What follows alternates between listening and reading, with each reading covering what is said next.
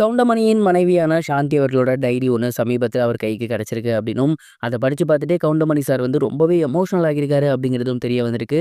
அது என்ன அப்படிங்கிற கம்ப்ளீட் டீட்டெயில் தான் இந்த ஒரு வீடியோவில் நம்ம பார்க்க போகிறோம். சாந்தி அவர்கள் சமீபத்தில் உடல்நல குறைவு காரணமாக இறந்து போயிருந்தாங்க. அவர் இறந்து போனதுக்கப்புறம் தொடர்ந்து ஏகப்பட்ட செய்திகள் வந்துகிட்டு இருக்கு.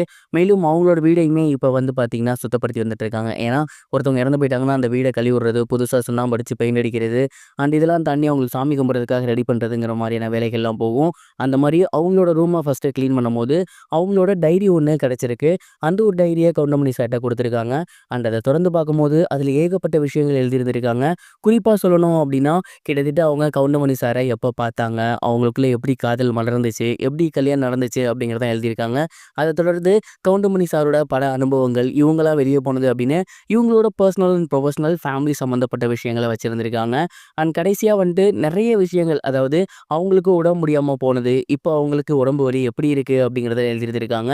அதில் ரொம்ப முக்கியமான ஒரு விஷயம் அப்படின்னா, கொஞ்ச நாளாகவே எனக்கு உடல்நலம் அப்படிங்கிறது ரொம்ப முடியாமல் இருக்குது. கூடிய சீக்கிரமே எனக்கு ஏதாவது ஆனாலும் ஆச்சரியத்துக்கு இல்லை. அந்த மாதிரி தான் இப்போ என்னோட கண்டிஷன் இருக்குது. எனக்கு இருக்க ஒரே பயம் என்ன அப்படின்னா, நமக்கு ஒரு மகன் இருந்திருந்தா நான் தைரியமாக போவேன். ஆனால் நமக்கு 2மே பொண்ணுங்க. அவங்களையும் கட்டி கொடுத்துட்டோம். அவங்களோட வாழ்க்கையை பார்க்க அவங்க போயிட்டாங்க. நானும் போயிட்டேன் அப்படின்னா உங்களை யார் பார்த்துப்பா? நம்ம பொண்ணுங்க 2 பேரும் உங்களை பார்க்க மாட்டாங்க அப்படின்னு சொல்லலை. என்ன இருந்தாலும் நான் உங்கள் கூட இருக்க மாதிரி வருமா?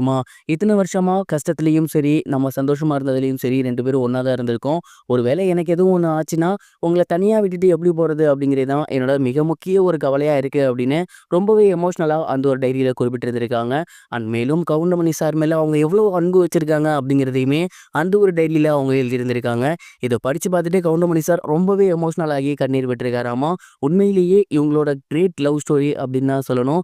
இந்த ஒரு விஷயத்தை பற்றி நீங்கள் என்ன நினைக்கிறீங்க? உங்களோட தாட் என்ன அப்படிங்கிறத மறக்காம கமெண்ட் பாக்ஸில் ஷேர் பண்ணுங்க.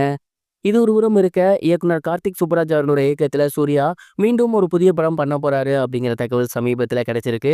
அண்ட் இந்த ஒரு தகவலை அவங்க 2 பேரும் ஒரு இன்டர்வியூவில் அஃபிஷியலாக அனௌன்ஸ்மெண்ட் பண்ணியிருந்தாங்க.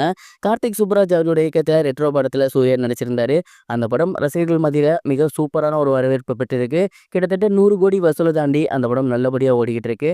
இதற்கிடையில் ஒரு இன்டர்வியூவில் அவங்க என்ன சொல்லியிருந்தாங்க அப்படின்னா, எப்போதுமே ஒரு ஹீரோவுக்கு தன்னோட மார்க்கெட், தன்னோட ஃபேன்ஸ் இதெல்லாம் தாண்டி தனக்காக ஒரு படம் பண்ணணும் அப்படிங்கிற ஆசை இருக்கும். எனக்கும் அந்த மாதிரியான ஒரு ஆசை இருக்கு. ஒரு 3-4 வருஷத்துக்கு ஒரு தடவை மட்டும் அந்த மாதிரியான ஒரு படங்கள் பண்ணுவோம்.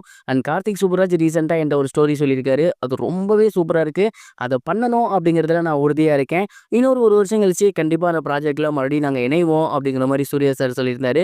ஸோ இதெல்லாம் வச்சு பார்க்கும்போது ஒரு பக்காவான பார்ட்டி மெத்தட்ல இருக்கக்கூடிய ஒரு படம், அந்த மோட்ல இருக்கக்கூடிய ஒரு படம் அப்படிங்கிறது மாதிரி மட்டும் தெரியுது. எது எப்படியோ இந்த காம்போ மறுபடியும் வராங்க அப்படிங்கிறது ரொம்பவே சூப்பரா இருக்கு.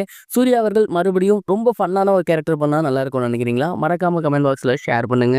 இது வரைக்கும் கனெக்டிங் டிவிக்கு சப்ஸ்கிரைப் பண்ணனா மறக்காம சப்ஸ்கிரைப் பண்ணிக்கங்க.